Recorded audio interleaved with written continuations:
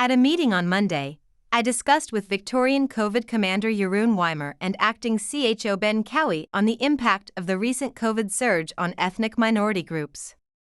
I pointed out that the lifting of restrictions prior to the Christmas/New Year period had caused the exponential growth in infections, and that our failed testing system and provision had caused made up to 1 million of infected and their close contacts in chaos. Many services and supply chains in the society has been disrupted by the mandatory isolation of workforce of the health system, transport and logistic industry, restaurant, supermarket and retail trading.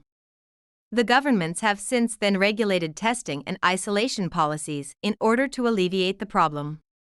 This reflects the federal and state government have failed to prepare themselves for the super spreading of Omicron. I have known contacts who got infected but only suffered minor symptoms because they were fully vaccinated. To them, the most unbearable were not the symptoms but the hardship in getting tested both through queuing up for the PCR and hunting for the RAT. Their experience also tells that the recent wave of Omicron strain might not be that threatening, as in they were fully vaccinated/boosted, thus they tend to doubt whether the government has been adopting an unnecessary strategy in the handling. Despite this growing sentiment, there are still cases from the Delta or another strain which can be fatal or cause serious illness. This could be a dilemma to the government and the society. I asked Jeroen and Ben how to explain the complication of the issue to the ethnic minorities. They knew that it would take considerable effort and resource to educate the public on this front.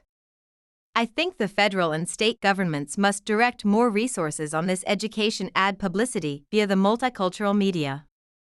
This is part of an ongoing battle and must not be neglected. Imagine over the coming weeks there would be millions of people well recovering from COVID playing down the alert as needed, thus putting those vulnerable and unvaccinated in very high risk.